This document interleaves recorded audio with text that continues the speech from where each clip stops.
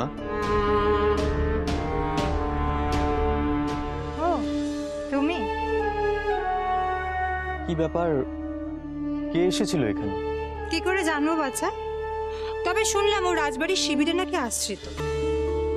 তবে এমন কথা শুনিয়েছি আমি, এদিক মানে ঘেঁষার আর সাহস পাবে না। রিমা, সে কে ছিল, কেন এসেছিল? নিশ্চয়ই তার কোনো প্রয়োজন ছিল। সেসব না জেনে তুমি তাকে এইভাবে তাড়িয়ে দিলে। প্রয়োজন যাই থাকুক না কেন, অজপাড়াগা থেকে এসে রাজবাড়ির শিবিরে আশ্রয় পেয়েছে, খেতে পড়তে পারছে, না কত ভাগ্য। রিমা, ওনারা আমাদের অতিথি, আর প্রজাপালন তো আমাদের কর্তব্য। প্রজা প্রজার মতোই থাকুক, রাজবাড়ির চৌহদ্দিতে পা রাখার তো কোনো দরকার নেই। চল, গলা মাথায় উঠলো, এখন কবি ফেরত দিতে দিতে জেরবার হওয়ার জোগাড়, যেন আমি বাইরের লোক।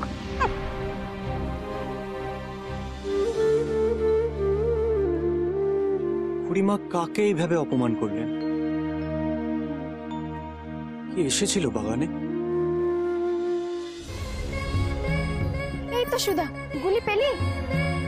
যা,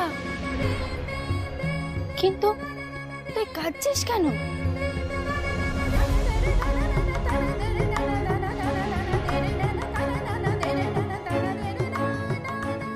বলো বলতো সুধা।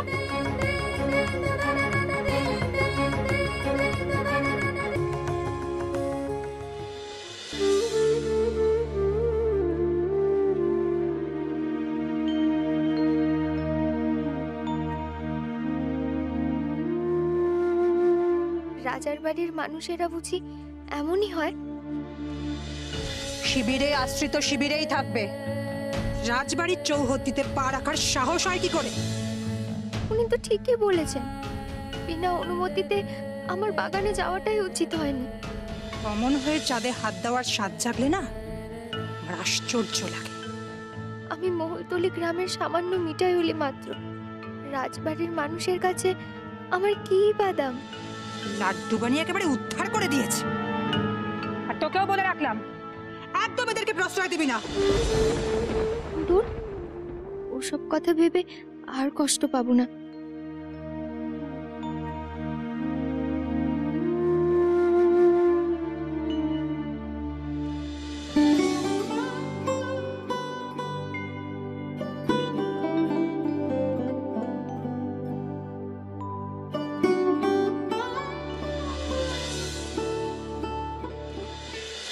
কে এই মেয়ে?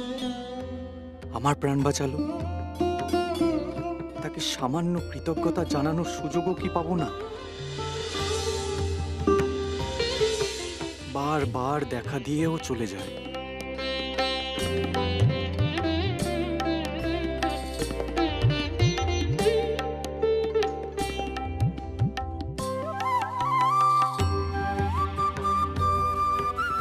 তবে কি আর কখনোই তোমাকে খুঁজে পাবো না?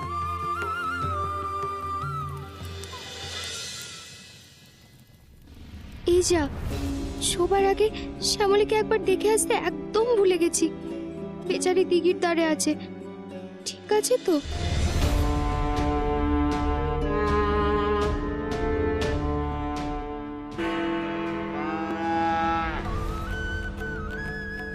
শ্যামলীর গলা না? শ্যামলী তো ডাকছে। ও ওভাবে ডাকছে কেন? ভয় পেল নাকি?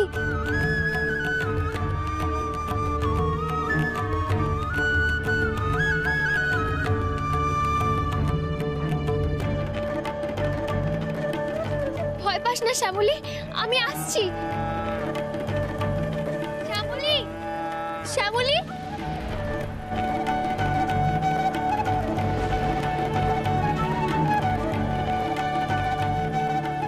কোথায় গেলি তুই শ্যামলী? শ্যামলী, এসে তোর চেনা মহতুলির গান নয় যে যেখানে যাবি ঠিক পথ চিনে ফিরে আসবি। সারা দে না বাপু। শ্যামলী, খুঁজবো তোকে আমি এখন। শ্যামলী, এই শ্যামলী, শ্যামলী, শ্যামলী, শ্যামলী। আমি জানি রাজবাড়ির শিবিরে তুমি এসেছো, কিন্তু শিবিরে গিয়ে কত মানুষের মাঝখানে আমি কি করে খুঁজবো তোমায়? আমি যে যুবরাজ, সবার কাছের মানুষ হয়েও সবার কাছাকাছি পৌঁছানোর সাধ্যটুকুও আমার নেই। নিয়ম শৃঙ্খলার ঘেরাটোপে আমি যে বাধা। শ্যামলী, এই শ্যামলী, সারা দে না বাপু।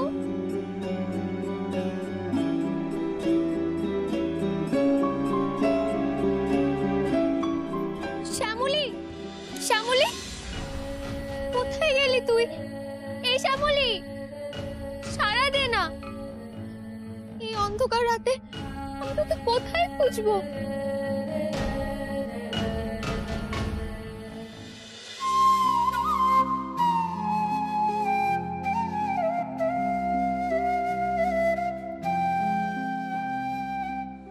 একে আমায় খুঁজে পেতেই হবে, পেতেই হবে।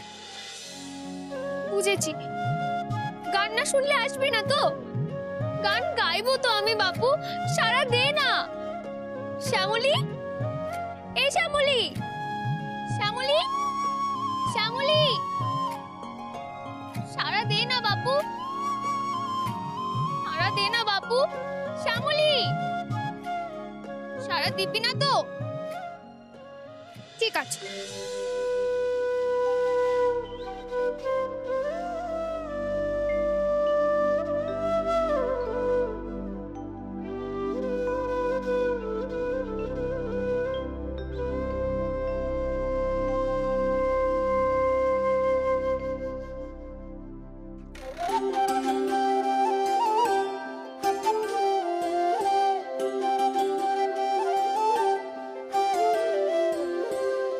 দিনের আলো নিভে গেছে, সূর্য গেছে পাটে, আকাশ ঘিরে মেঘ পড়েছে, নেই কক্ষে আঘাতে।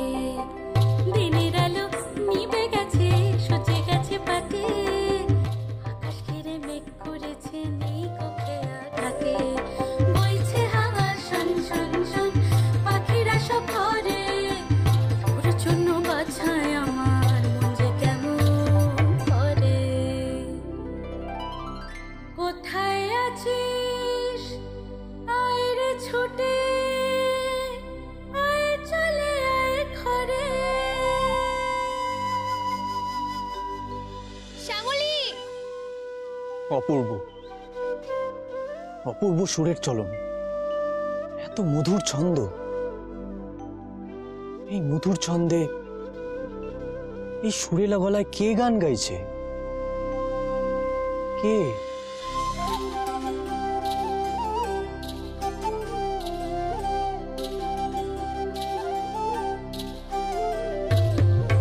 ঘরমুখ দেখ ওই দোকানে ঝাঁপি ফেলে দিয়ে, হাত ছেড়ে সব ছেলে বুড়ো ফিরলো এ পথ বেয়ে।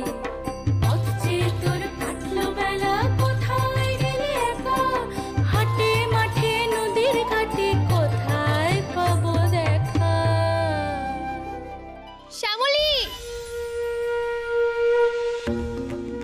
আমাকে জানতেই হবে, আমাকে জানতেই হবে এই গান কে গাইছে।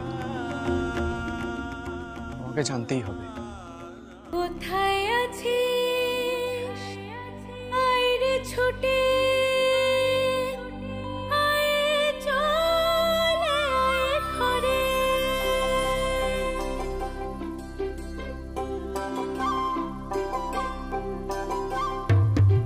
সাঁঝের বাতি উঠলো চলে, জোনাক পোকা ওরে। কোথায় আছিস আয় রে ছুটে, আয় চলে আয় ঘরে।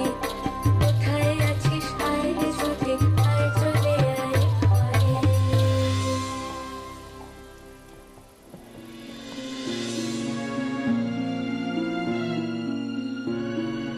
দরজা খুলে দাও, আমি বাইরে যাব। এত রাত্রে বাইরে যাওয়াটা ঠিক হবে না যুবরাজ। আহ, এত কথা বলছো কেন? যা বলছি তাই করো, দরজা খুলো।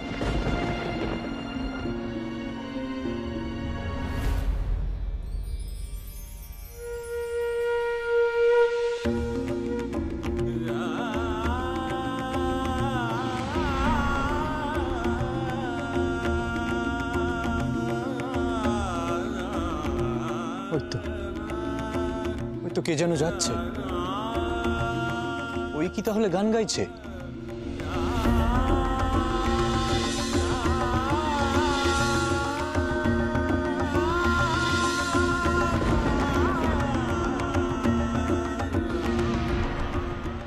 এই তো সেই মেয়ে। এই যে শুনছেন?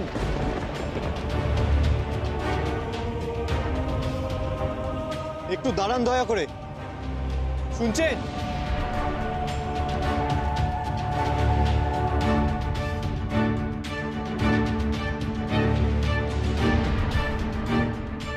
আমি ঠিকই দেখেছি, এ সেই ছিল, কিন্তু তো কাছাকাছি এসেও বারবার কেন হারিয়ে ফেলছি তাকে? কেন?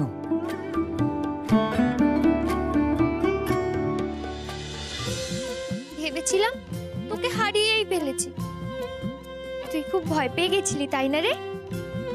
হবেই তো, তুই তো আর এভাবে কোনোদিনও থাকিসনি। তবে আর পালিয়ে যাবি না কিন্তু। কোথায় খুঁজবো বলতো আমি তোকে? আমি এই পাশেই আছি, ভয় পাওয়ার কিচ্ছু নেই। আসি তাহলে, চুপটি করে থাক।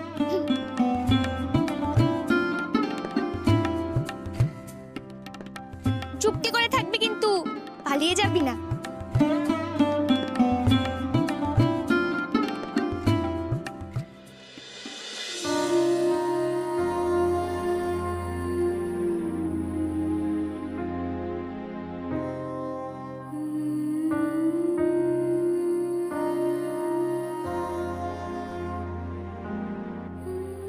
এ কি, তুমি এখনো ঘুমোওনি? কি হয়েছে রানী চন্দ্রাবতী, তুমি কাঁদছো কেন? আজকে শুভ অনুষ্ঠান তো নির্বিঘ্নেই।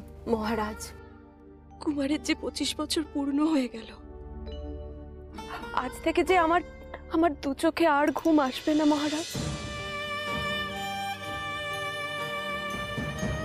কি করে ভুলবো সেদিনের সেই ভয়ঙ্কর ঘটনার কথা?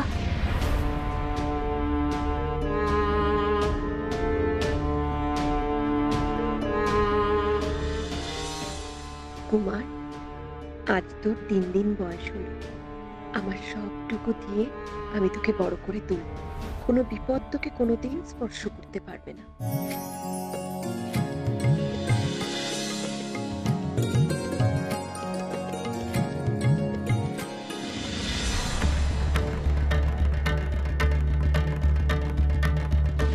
আগুন!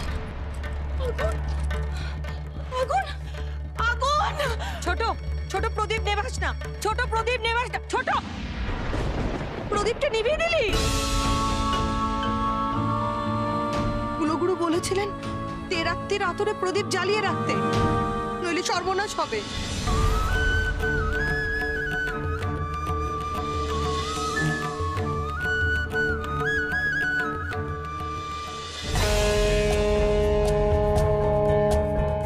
যা ভয় পেয়েছিলাম তাই হলো। জাতক স্বল্পায়ু। কি বলছেন গুরুদেব? 25 বছর বয়সের পর থেকে একের পর এক ভাঁড়া আসবে। 30 বছর বয়স পর্যন্ত কুমারের আয়ু।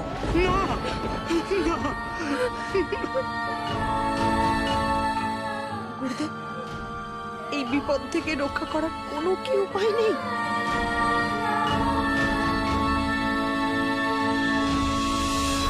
আছে আছে, একমাত্র স্ত্রীর ভাগ্যে কুমারের আয়ু বাড়বে। তবে তবে সেই স্ত্রী কোনো সাধারণ নারী হলে চলবে না। তবে সেই নারীকে সর্বগুণ সম্পন্না এবং পতিপ্রাণা হতে হবে, যে সতী সাবিত্রীর মতো স্বয়ং যমরাজের সাথে যুদ্ধ করতে পারবে। স্বামীর প্রতি অন্তরের বিশুদ্ধ ভালোবাসা সেই নারীর থাকতে হবে। একমাত্র সেই স্ত্রী কুমারের ভাগ্য বদলাতে পারবে।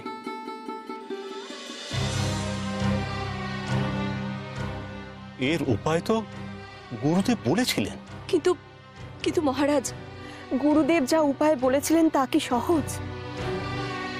কুমারের জন্য আমরা এমন মেয়ে কোথায় খুঁজে পাব? তাকে কি করেই বা চিনব? ঈশ্বরের উপর ভরসা রাখো ছোট রানী, উপায় নিশ্চয়ই কোনো একটা বের হবে।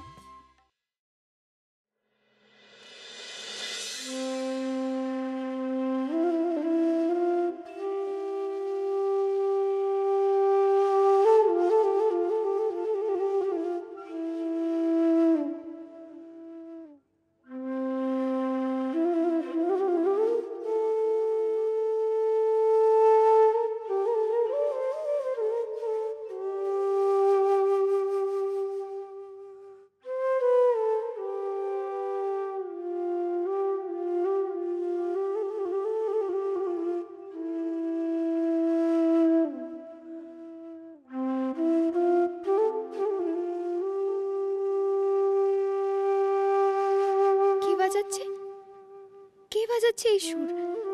এ তো আমার গানের সুর। সে জানলো কি করে?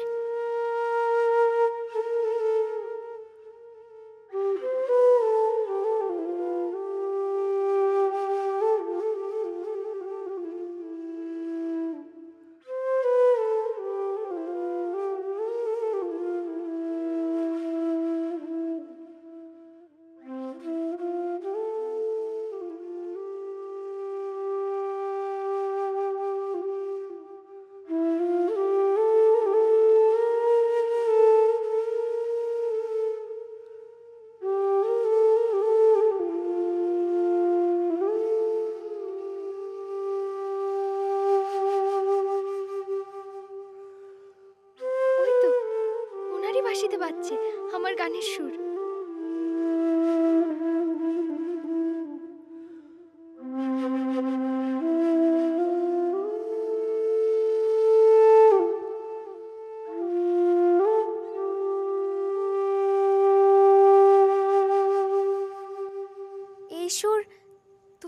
থেকে জানলে?